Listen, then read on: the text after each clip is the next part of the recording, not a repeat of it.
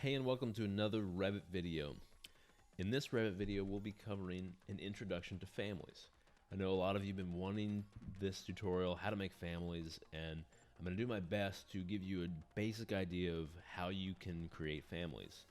I know it's something important that you want to know. It's kind of the next step after you learn basic tools, this or that, and Revit and how Revit works. You want to start getting into families. So what is a family first? What is it? It's just built like anything else. It's modeled outside of the Revit project. It's its own entity.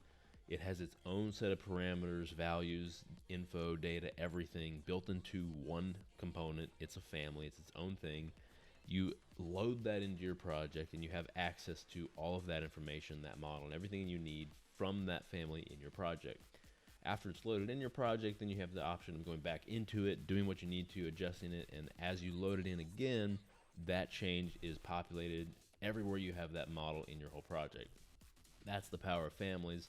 That's why I recommend using families over model in place elements. It's kind of crazy how often I see people modeling this here, that there in your project, so they're all their own little thing, except they could be the same, or they could be modeled in a family and populated throughout with a family. So if at any point in this video you do learn something, do demolish that like button. It really helps. Also, change the phase of that subscribe button to existing. Let's get right into this. I'm in Revit 2020, just out of the box, nothing special here. I'm going to go to new family, and the first thing you'll see is there's all these types of families, and they're all templates, and you're going to want to start with one of them. Obviously, you don't really have a choice. You have to choose one. You have the option of choosing Imperial or Metric. I'm in the United States, I'll choose Imperial. And what are we going to work with? What are all of these? Well, most of these you can see are different types of categories built into Revit. And a lot of times you don't really need to make this decision now as to what category it's going to fall into, because fortunately, and I'll show this later, you can take any type of generic model that is just a generic model based family and change the category of that family before or even after you load it into your Revit project to make sure it falls within the right category. So that plays into visibility and everything down the line, but really for the sake of this video we can just cover generic models, because all of this can be transformed afterwards, and I'll show you that, don't worry. So for the purposes of this video, we're going to make just a basic family. It's going to be very simple. We're going to start to see what we can do as far as updating that and applying parameters and just things that we need to do. So instead of using just an absolute basic generic model, I'll take it one step up because I know you all can handle it. It's going to be still pretty simple. And I will do a generic model line-based. Line-based are so underrated just because you can take it to infinity. It's a line. It's as simple as drawing a line too in your project. So all I need to do is I'm going to open this up, and after I get that, I'm on a basic reference level plan. There's really nothing else I need to do except start modeling. Like, what am I trying to create? At this point, I'll just run you through some of the basic options that we need to see and need to worry about when it comes to Revit families. Right out of the box, there's really nothing you need to be aware about except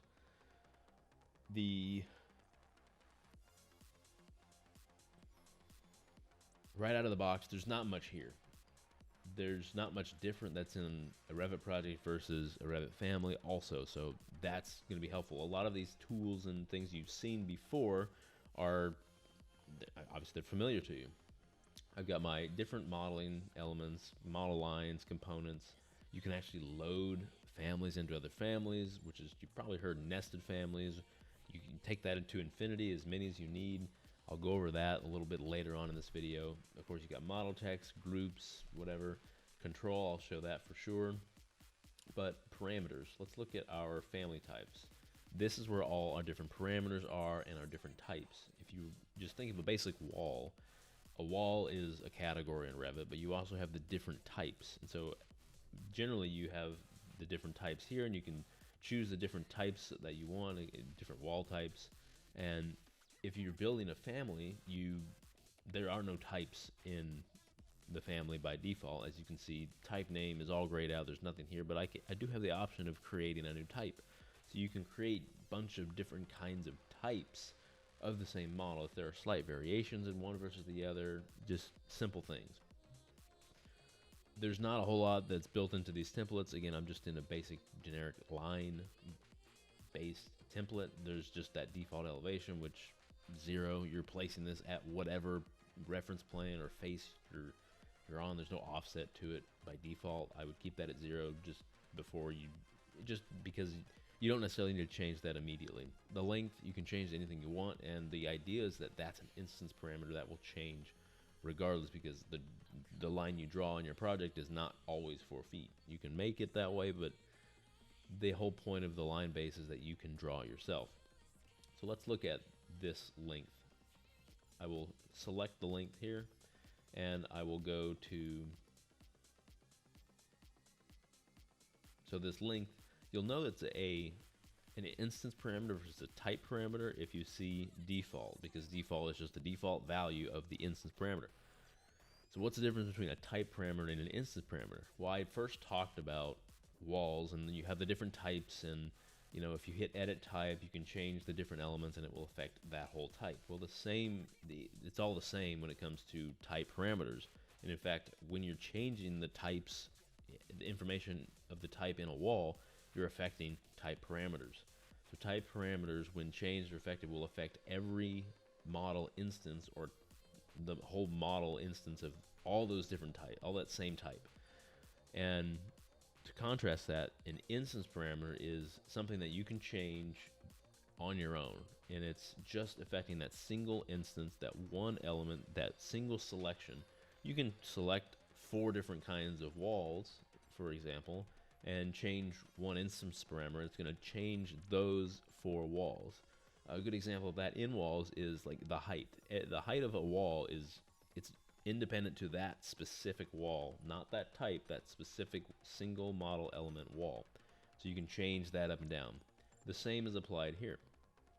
So let's say we want to just draw a basic model, and it could be a sweep, whatever it is, that follows a line.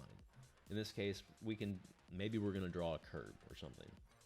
At this point, what we need to do is draw our sweep. I will choose sweep, and we can draw a sweep just like we normally would. But I'm going to step in at this point and say that everything in families, it's modeling's the same, but there's some different things you need to worry about when it comes to modeling correctly, so that these different models don't break whenever you have them in your project. So the thing to be aware of is that everything in families involves reference planes. And what do I mean by that?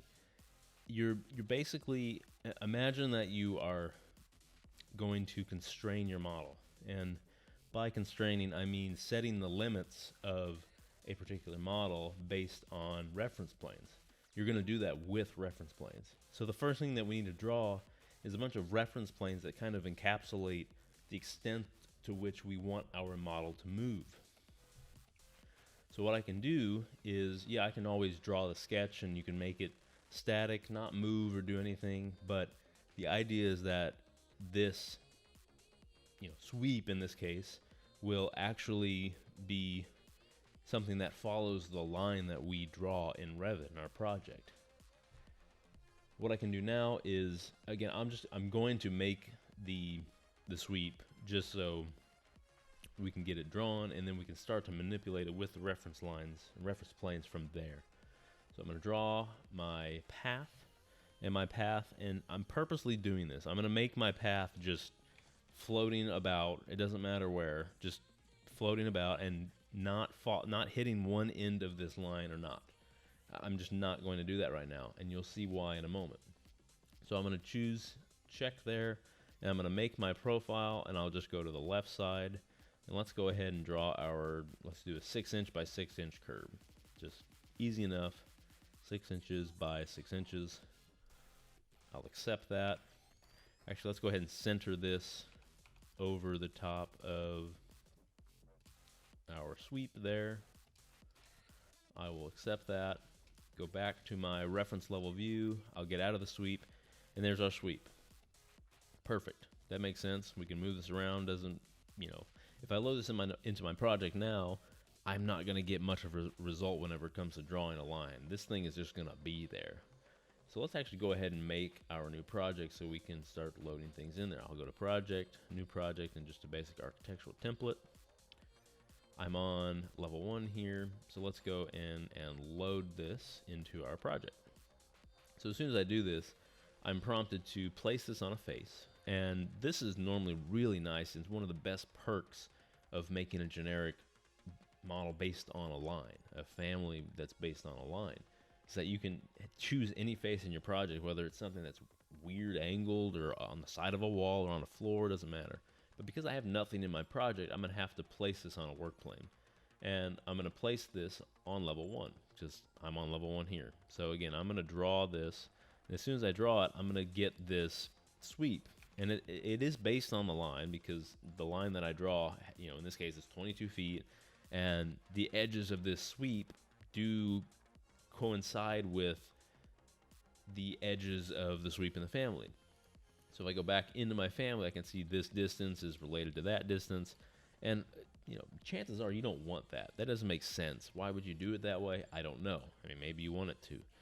But I wouldn't necessarily do that. But we're trying to draw the sweep that is perfectly on our line, that follows the line, one into the other one, and actually makes sense. So how would we go about doing that? At this point, I've got my sweep, and again, I can just take it wherever I want, but we want to start constraining this sweep, basically putting it where I want to based on reference planes. And everything should be based on reference planes. Something to be aware of is that whenever I start adding these parameters in, I'm going to apply those parameters to the reference planes and not actually the model itself. It's going to, basically, the reference planes are going to do all the work for us. And in this case, because it's kind of the out of the box and it's a generic line based, it's in a way doing some of that for us. As you can see, my sweep in the project was not based on this length. It was still based on the full length of what I drew. And that's based on the fact that I have these reference planes set up, even though that the sweep is not yet associated to it. So what do we want to do at this point? Well, let's actually go back into the sweep. And I want to start forcing some of these lines to these reference planes.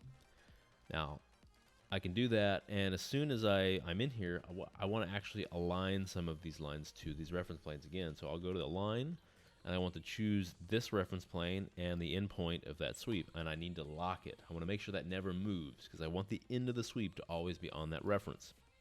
And again, I can go to the front face, or the front reference plane there, choose that other edge of the line. I'll lock that in place, and you'll see as soon as I update this, my sweep covers the entire length of this line. And one way we can test this and test it working is if I change this length. I can change it to, I'll just change it to 3 feet, and we can see that this reference plane moved. And because this reference plane moved, this sweep moved, because again, it's all locked together. So maybe we want this sweep to be somehow aligned with this line itself. So again, let's go to a line, and we can start to choose different places that we want to align this. So maybe we want it on that face. Perfect. So let's again load this into our project, and you can see where it is now. And as soon as I update it, and I'll just choose override as existing. I didn't have any different parameters or any values that I changed besides the line length, but I'm going to choose that myself. So I'm just going to overwrite the version, which means the edits that you made. And as I do that, we can see that that line now fully encapsulates the 22-foot line that we drew. And we can actually, I'm going to do a draw similar, or create similar with CS, and I can draw the same thing. And you could take this as far as you want. Again, it's just, we've got our curb, and we can actually start to trim this together. We don't quite get the joins, but we can use the join tool to do that. So we can start to make this look like a curb, things that you might want it to look like in your project.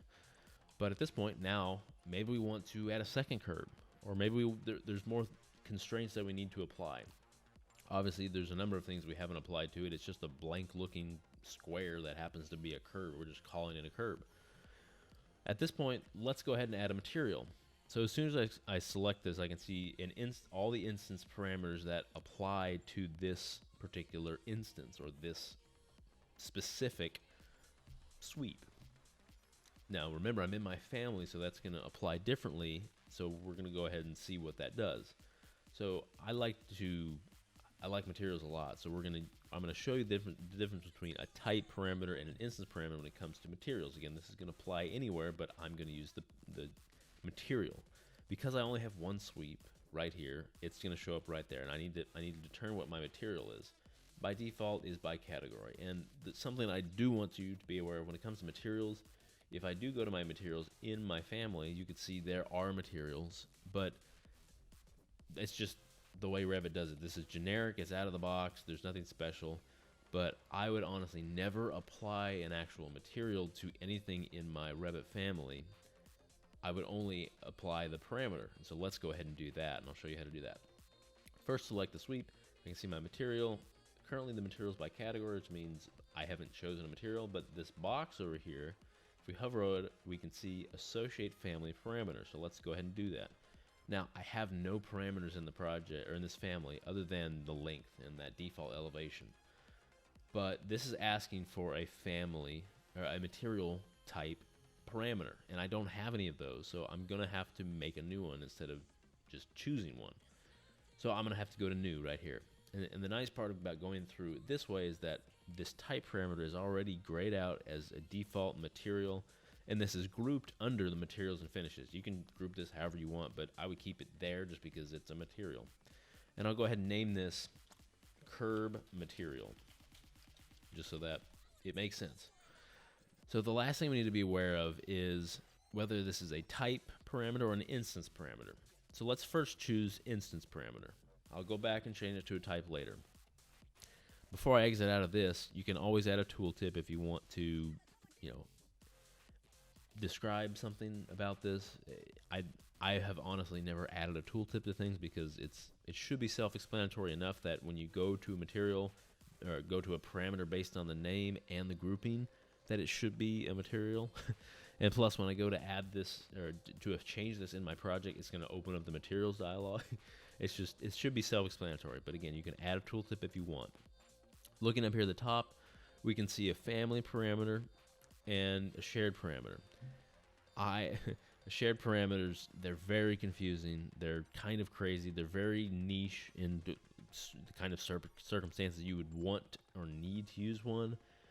It can be it can be hard to manage shared parameters because of what's associated. You have to have a separate project, or you have to have a separate file for them that they're basically kept in, and you're constantly referencing that. And if you lose that file or move your project or something, you'll become disassociated. I don't like shared parameters for that reason, but they have their cases. I'm not going to cover shared parameters in this video, so we'll only be using family parameters. And it's very simple because everything that's in this family is going to be a family parameter, and they will translate into the project, and I'll show you how they do that. I'll hit OK. I've got my curb material. It's going to populate right there. I'm going to hit OK again, and as soon as I do that, I'm going to see this material is now grayed out. I can't change this material, and nor do I want to, but I can't change it. But we can now see this equal sign, which means I can see that this equal sign is telling me that there is a parameter from this family associated to this value. And where do we see that? Well, let's go ahead and load in our project. Again, I didn't change any parameter. I don't want to do anything as far as resetting those parameters. I only added one, so I can just update the existing. Right now, nothing changes, but I'm going to select this sweep right there, and I can immediately see in the instance, again, these are all the instance parameters of this element, that the curb material is right there. And I actually have the option of choosing that material out of all the different materials that I have in my project. I can just choose a basic material, and it doesn't necessarily matter what it is, so I can just choose one so it'll show up. I'll change this to consistent colors. I can see that this material now is the wood stain. Perfect. That works. Now, I can do the same thing by selecting both of these and applying that material. You can actually copy this because it's plain text, and I can use this and paste that over there, and I can see my materials are now showing up over my curbs. Now that's fine, but I don't necessarily, that's a lot to handle. Maybe you have 1,000 of these sweeps, 1,000 curbs, and they're going to be everywhere. And maybe they're all the same material. Chances are it's just a basic concrete curb, right? So why would you want to have to go to the trouble of having to select all of them, even if it's just, you know, select all instances in an entire project, that's more trouble than it needs to be. And so how would we go about making that simpler? Well, we'd go from an instance parameter of material parameter to a type material parameter. I'm actually going to go in here and select all of these and then change this to by category. There's a small button down here that says by category, and as soon as I do that, it's going to remove the materials. Perfect. Let's go back into our family again. I will select that sweep. I'm going to now go to my family types, and again I can see my different types. I don't have any types, not a big deal. I will then go into my curb material, and again I don't want to set a material, but I want to change the value of it. I want to change it from an instance to a type parameter. And again, you can see this is an instance parameter because there's a default value. The default value is by category or no material. That's nice, but I want to change it to a type. I'll change this from an instance to a type. And as soon as I do that, the default leaves and I don't have the option to see a default there. Fine. That's what I want. I'm going to hit OK. And when I click on the sweep, I can still see it's associated. I will load it into my project, overwrite the existing version, and great. What happened? Well, as soon as I click on this element, I can see I don't have any more material parameters. There's no more. That makes sense because I removed the instance parameter of that was a material. I made it a type parameter. So now I need to go to edit type, and you can see that all of these are the same type. It's called family 3. So I'll just hit edit type, and at this point now we can see our curved material. There it is. That makes perfect sense. So I'm going to put this back on the wood stain because that makes sense. And I'll hit OK, and as soon as I do that, every single element that is that type, or you know, this family 3 in this case, is now that color. That new material has been applied. I hope that makes sense as far as type versus instance parameters. Perfect. That's what we want in this case. So let's start to affect this sweep a little more. Let's go ahead and add a second one, just for the heck of it. And what I'm going to do now is I will go ahead and make a path, and I'll go ahead and keep my path, but I'm going to move that path to align to the center. I'll actually always align it to that reference line. If you notice, when I hover over this, you can see it says reference plane. If I hover over this here, it says reference line. They're both going to be in the same place, but because I know we want this on the line, centered on the line, I will align it there and lock that. That's great. I'm going to I'll go ahead and double click my profile, and maybe I want to make a second one.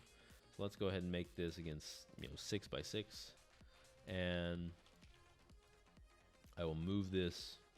I'll just move it over here. Go ahead and put it on the ground, and I'm going to make a second one. That's great. And as soon as I hit accept, I'm gonna get these constraints. They're not satisfied, yes, because it's based on where we had certain pieces of this profile locked to. Go ahead and remove that. That's not a big deal. Go back to my reference level. I can see it. I'll go ahead and load it into the project. And as soon as I do that, I can see I get double the curbs, and it makes sense because I made 2 more. Going back here, maybe what we want to do is I'm going to actually undo most of this, and I'll bring it back to just our 1. And I'll have our 1 6" by 6" curb, but maybe we want a second one. I'm going to go ahead and float this out, and again, because it was locked to that line, I know it's going to move and give me an error. That's fine. I actually want to make a second one. Now, what would be the purpose of making a second one? Well, maybe I know I have 2 curbs and they're a specific distance apart. Okay, I can always set that myself, but maybe I want to change that in the project. Maybe I want to see that change in the project and just because I know it's going to change a lot. I've got these 2 different curbs here, and regardless of where they are, I need to start determining this distance in between them. So let's constrain them.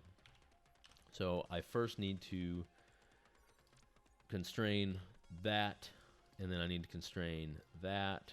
That makes sense. Okay, I've done the same thing for this top one.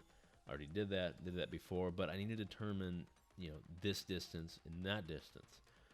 So like I said much earlier in this video, it's all based on reference planes. So I'm going to take a reference plane here, and I'm just going to draw a couple. It doesn't matter where. We're going to constrain them in a minute.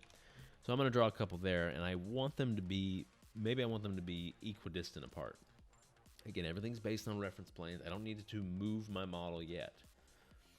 I would recommend you move the reference planes and get them set up before the model itself anyways. So let's go ahead and take this reference plane, and that one, and maybe we want them to be equal. So I can immediately equal that out, and just for the sake of this, I'm going to move that, remove the constraint, so we're just dealing with these reference planes right now. So again, they're equal. But I also want to make sure that I have the option of changing this value on the fly. So I'm going to go ahead and make another dimension string, and I want this to be an overall length. So because these are they're both equidistant, because I've set this as equal, I still have the option of changing this particular value because I need for it to be a specific length. So that's great, but what I want to do is apply my parameter to this dimension. And most of the parameters that you apply that aren't materials or something specific are going to be based on dimensions, just the basics of what it is. So I can select this dimension, and the label up here, you've got a label to choose from, and all this label is a parameter. And so I've got these, again, you've seen this already in the family types. These are the parameters that I have in my family. But I don't want any of those. I don't want to use the same length value. I want to actually make a new one. So again, this is nice because I've selected a dimension. I've automatically chosen the length. So I'm going to name this, I'm just going to call this distance, distance apart. And I'm going to make this an instance parameter because maybe we want to change this per instance. I'll hit OK, and as soon as I do that, I can see that distance equals whatever that value is. Well, I want to change that because I don't want that to be my default value. Let's make the default value a foot. And as soon as I do that, you can see that these reference planes move. Perfect. I'm all set up except my sweeps, my curbs, they're not where the reference planes are. Well, it's simple as aligning them. It really is as simple as aligning them. We've already defined this as the length. So let's go ahead and select that line. I will lock it there. Select this one, lock that there, select the end there, lock it there, because I need it to be constrained to both ends. And I'm going to do the same for the bottom down here. Lock it there, there, and there. So now, one way to test it is to change this distance. Maybe we want to change that to 2 feet. What should happen is that these reference planes move farther apart and the sweeps and curbs go with it. Change that to 2 feet, and sure enough, we can see that those distances have changed and the curbs went with it. I'll put it back at 1. I'm going to load it into my project, override it, and we can see now, I'll go ahead and delete these two, so we can see that this distance is my 1 foot. And I can select that, and I can see again, because it's an instance parameter, it's going to populate right here. I've got my offset, but that's built in, don't need to worry about that. But my distance is 1 foot. Maybe we want to change it to, we could change it to 24 feet, like the length of a road. You've got curbs on either side. I hit enter. As soon as I do that, I've got my curbs. They're the same family. It's the same curb, same sweep, but it's 24 feet apart. Perfect. That makes sense. Now what I want to do is, let's say I draw another one. I'll create similar again. I'm going to draw it right there. Okay, well, I drew another one. Well, maybe this one needs to be 2 feet apart, or like 3 feet apart. It's a median or something. Great, I can do that. And because it's an instance parameter, I now have the option of changing each one of these individually. I wouldn't necessarily make this the type parameter if I knew that I needed to have different curves that were at different distances. That just makes sense. Something that is really helpful when it comes to families in general is that you have the option of aligning certain elements to reference planes built into the family. So by default, I have this reference plane and that reference plane, and you know that the default reference planes, if I click on it, it's pinned, and I can see that it is named. I can see that it's named left. In this case, it's named center. It has a name, and it's pinned. It's giving me my origin. That's all locked together. Perfect. So by default, if you select one of them, you can see that one of the instance parameters of this reference plane is, you can see is reference, and then the center, front, and back. And that's basically saying is this a reference? And well, yeah, it is, because I'm talking in circles now. But is it a reference? It applies more to just, is it a reference plane? Is it a reference line? But in my project, once I load it in, I can see that impact. I can also see that this, in this case, defines the origin. Whereas if I select the reference planes that I made, I can say that it is a reference, but it's just a weak reference, and it defines the origin. No, it doesn't. I don't want it to. It's not defining the origin. But if I have different options here as to where this reference is, what kind of reference it is, or if it's not a reference. A lot of times, by default, any reference plane you make will be a weak reference. That's fine. That helps. It's nice to have a reference, and I'll show you why in just a second. But you can determine kind of the order in which references work, whether it's a strong or a weak reference. I'm not going to get into that in this video, because I can just show you what the reference does, and you can start to determine what takes priority to you. And you can also set this to be left and right or whatever. I typically just keep these as a weak reference if I want it to be a reference, or I'm going to turn it off and not have it as a reference. So let's go ahead and load this back into the project. Nothing's going to change because I didn't change anything, but we're going to go to align. So let's align, and as soon as I do that, I can start to see that I have these different reference planes that are built into my family as places that I can align to. The edges of these lines, perfect, the center. So like I said, if this is a median, maybe I want to have it centered on the road. That makes sense. I will select that line, and again, because this is out of the same family, I'm using the same reference planes to align to. And I can align it just like that. I can lock it or not. I typically wouldn't necessarily lock it in the project, because as things move, you're just asking for trouble. But it's there, and now I can have the option of, extending it farther, just like that. It makes sense. It's a line. So going back into my family, I could see where those references are coming from. Well, they're coming from these reference planes. Exactly. They're exactly where I want them, and so that's very nice. So if there's I can even take this a step further and say, maybe what I want to do is have a different reference plane. Well, maybe I want to have one that's centered on the line. Okay, well, another way to do that is, just like before, we need to draw one. We need to apply one. So I can draw one here, and I know this is not centered yet, but just like we did here, I can go ahead and center this on my reference planes, just like that. So at this point, I have this plane, and it's set as a weak reference, and let's go ahead and load that into my project. I do that. I'm going to throw this over here, and as soon as I align, I can see that I have that centered reference right there. And even as I hover over it, I can see that it, in the tooltip, shows up as a weak reference. That's perfect. That's exactly what I want. So I can, again, align it to the center of this. This makes things so easy when it comes to having different alignments, or things work out or translate from one family, or from the family, into the project. It makes things so much easier. Something else that's a staple of families in this case is this control. If I see the control, it's honestly not the most intuitive tool, but when I choose control, I have different options here. So I've got the single vertical, and what this is going to do is, if you go to and you create a wall in a floor plan view and you hit the space bar, that wall is going to flip over itself. That's the control type that's built into walls. And so we have the option of building in these in our families. And you've seen them before. They're basically arrows that are on one side of the family or the other that tell you, hey, you could flip it or move it or do this or that. A lot of times what I want to do is, in this case, maybe we want to flip this entire family over on itself. So I can choose the double vertical in this case, because I want it to flip from this side to this side, moving from one side to the other side. I can go to my control, and I can do double vertical, and it doesn't matter where you place this as long as you place it on the right side, but it is nice if you place it somewhere there. There's no real way you can do anything with this, or the only thing you can do at this point is move it around. There's no real way you can do anything with it, but I'm going to load this in. I'll overwrite, and as soon as I click on this, you can see that now I've got this arrow showing up here. And so what does this do? Well, it says flip the instance facing. Once I do that, well, It doesn't work necessarily in this case because my family is currently, it's mirrored on itself. So to show this, I'm going to remove this sweep. I'll load it into the project and overwrite.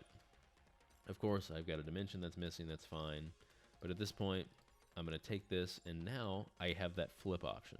And as soon as I do that, I can see that it flips on itself. And what is it doing? It's actually flipping about this center point there. So to make more sense, I could move this up there. Not going to matter all that much, just a matter of where that's located. But now I can flip it, and again, the space bar will do this as well. All I'm doing is hitting space, and it will flip it just like that. That makes sense. The other options may not necessarily apply to this type of family, but nonetheless, you can use them. I can just delete that if I want. Go back to create control, double horizontal. It's going to do the same kind of thing, except it's going to now flip horizontally. Of course, that seems to make sense. Let's load that into the project, override existing, great. And now I can see that I got my flip horizontal there, and all it's doing is it's just mirroring the sweep on itself. And that doesn't necessarily apply just because it's a line, and flipping it on itself doesn't necessarily matter. Now, if this were in a different dimension or something, that might matter. Even if I go into a south elevation view, I'm going to have the same option with hitting the space bar, but again, you can't really see it in this view. I can go ahead and delete this control. I'm back in the family, and the other controls I don't use as much, but they're going to basically do the same thing. It's just going, instead of it going back and forth, you're just going to have the option of going one way or the other. Which is why I typically like to use the double, just so you could go back and forth if you need to. Now, let's go ahead and look at our family types. Again, we've got our family type here. We don't have any types. We just have the one by default. But what I want to do is, maybe we've got, I'm going to go ahead and delete this, or I'll go ahead and leave this here for now. But maybe we want to have different sizes of curves that we want to change between. So to do that, a good way to do it is to create types. So I'm going to go to types, and let's call this 6 inches. So this is a 6-inch curve, makes sense. And now I want to go ahead and make a 12-inch curve, okay? So at this point, what I want to do is, I'll go ahead and remove this plane. I'll go ahead and align it again to right there, hit OK, and it's going to ask me to save. I don't want to save it quite yet, but I'm going to go to my left, and I want to change some of the values here.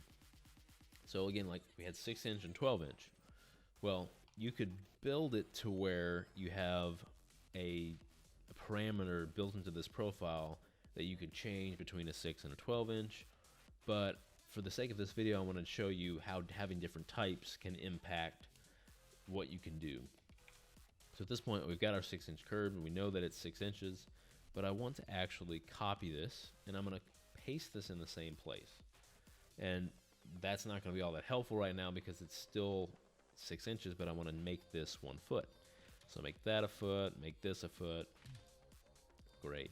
And if I go back into my floor plan, I can see I've got both of these, and they're essentially on top of each other. And that's not all that helpful, because if I were to load this into my project right now, I'm going to see the different types, but I'm also going to see that I have both of the curves on top of each other.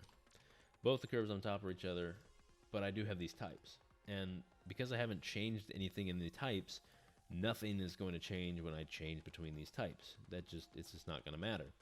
I'll go back into the types here, and I can see that I've got my 6-inch and my 12-inch, but again, nothing changes. But the idea is that whenever I change from my 6-inch type to my 12-inch, something should change. So let's determine what that is.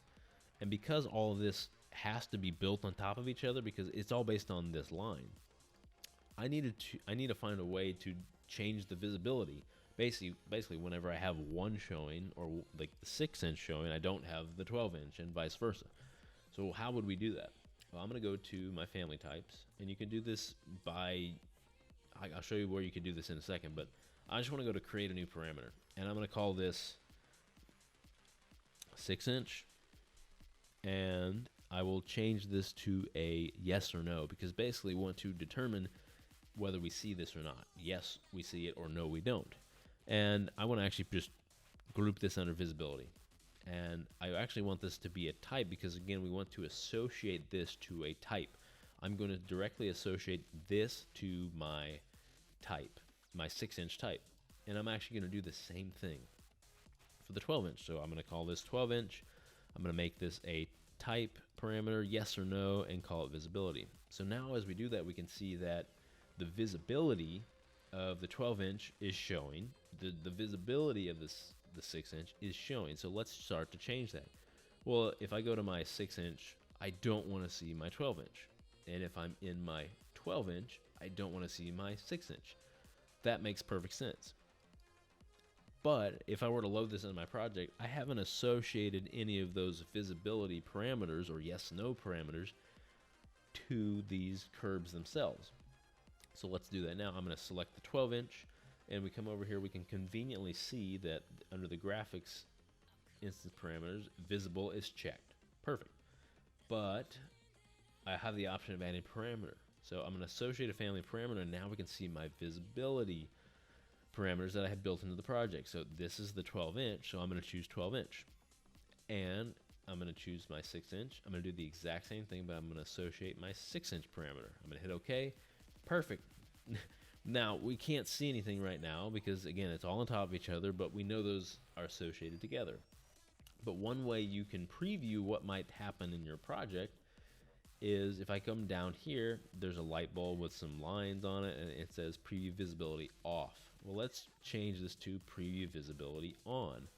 So now we can just see our 12-inch. Now, why can we just see our 12-inch? Well, let's go back into our family types, and we can see that the current type is my 12 inches. So I'm going to move this up to where we can see this. Move it up there. Go back into my family types, and I'm going to change this to my 6-inch. I'm going to hit apply, and now we can only see our 6-inch. So that tells me that my types are working. Basically, I don't see one curb in both because I don't need both curbs to show up all the time. It's one or the other, essentially. So at this point, I'm golden. I'm going to load this into the project, hit OK, great. I don't need to save. So let's select this now. And the default is, it's going to be what the last selection I chose, and I think the last selection I chose was 12 inches. So 12 inches there, and I can change that to my 6 inches, and we can see that that didn't actually update. Now, why did that not actually update? Well, let's go and investigate. I'll go into my family, and I'll go into 3D here, 3D into my family, and let's go ahead and preview visibility. Preview visibility on. I'm on my 6 inches, perfect. I'm going to change that to my 12 inches. Okay, so that looks great. I'm not sure why it didn't work, so let's load it back into my project. I'll go ahead and overwrite the values of the parameters because I actually did change parameter values and I made some new defaults. And once I do that, I can see I got my 6 inches, and I changed that to my 12 inches. Now it works. What I ended up needing to do was to overwrite those parameters. You'll see that once you start to create types, that you'll have one type that is based on the family name. And this is not all that helpful because it's going to take the attributes of one of them, in this case the 6 inches. So what I like to do is come down to my families, and this is under generic model, and I've got my family there, and all I can do is just delete that type. And I'll hit OK. That makes sense. So the error I'm getting here is saying that I can't necessarily delete that until I remove the different types of that in my project, or else it will just delete all of them, which it did. So now I can go back to component and curb, or family 3 in this case. It's 6 inches. There we go. I can start to redraw those just like that. And again, I can select that, change that from a 6 inch to a 12 inch, changes just like that. Again, I still have the option of adding some of those flips. So you can start to see how dynamic some of these families can get. You can really go crazy with all these, and you can start to put all kinds of stuff that's built into these families. There are all kinds of things that I could cover. You know, again, you could have multiple nested families, but I'm not necessarily going to cover that as an intro. But something I will cover now is the family categories and parameters up here. There's family types, which we covered, but the categories up here. So again, these are all the categories that are built into Revit, just basic ones. But as I select one, I've got some different properties over here. And again, those properties are based on that particular family parameter. So if we remember when we looked in our main project, this curb or this sweep was associated to just a generic model. There's nothing special about it. It's on a generic model. So all your generic models in that case would be just controlled by your generic model, visibility, graphics, everything that has to do with that category. So maybe we want to change this to something else. In this case, it can be a generic model. That's fine, but for the purposes of organizing things in your project and for less confusion, this doesn't necessarily need to be a generic model. It can be anything else you want. So in this case, maybe site. I think site makes sense for a curb, right? So let's go ahead and do that. And so as I change that to site, like really nothing's going to happen, but I'm going to load it into my project. I'm going to overwrite. And as soon as I do that, I can see that my category is now site. And that's perfect. It's going to now allow you, if I go to my visibility graphics, to, instead of changing the way that looks with generic models, I can now change it with site. And it's going to fall in with everything that's also site. And that just makes sense because of what it is. And I would encourage you to do that with any type of family that you make. Now, again, you can always go and make a new family like we did in the very beginning. I can make a new family, choose a different template, and I can choose a site. There are specific things that go along with the site, but really in general, the site itself it's pretty normal. There's nothing to it as far as comparing to the generic model. There's not all that much difference. But if I look at this all again, we can start to see where we might choose a different template. So I might use, if it's going to be a column, I might want to choose a column, because if you look at this column, there's some built-in components and built-in reference planes and parameters that do help you a lot when it comes to making that a bit easier, because maybe, like I said, maybe we want to make a column. I tend to use a lot of generic model and types of templates when it comes to families, just because I want to determine the category myself, and I want to create all those reference planes myself, as well as parameters and everything like that. I definitely mess with it. There's something you will need to mess with things a lot, and a lot of things will break, but definitely test it out in your project as well as in your families first, just to see if it works. And really, again, you can take this as far as you want. The last thing I will say is, if you want to be able to make a bunch of these and have data that you take from your family into your project, maybe you want to tag that data. Well, the only way you can have that tagged, that data and that element be tagged, is if it's shared.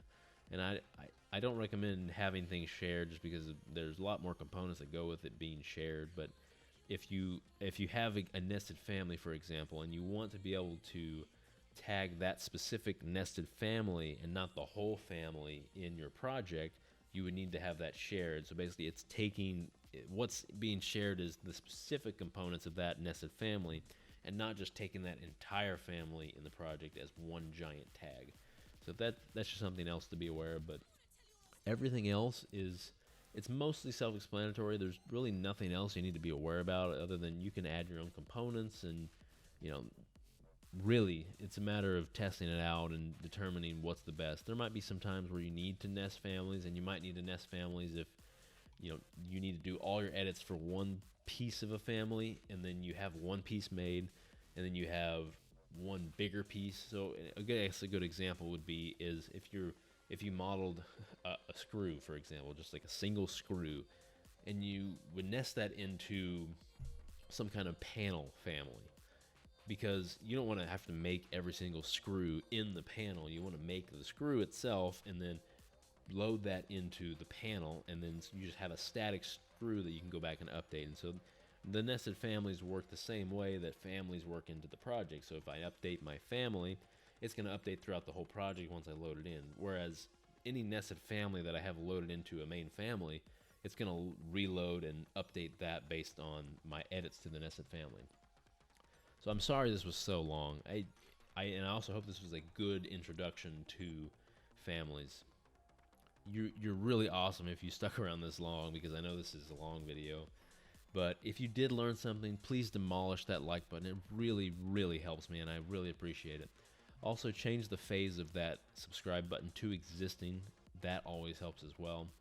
If you're looking for something specific when it comes to families, I would always I always love to make another video or just answer comments that you have down in the comment section below. If you do have specific questions for families in general, I will be happy to answer those there.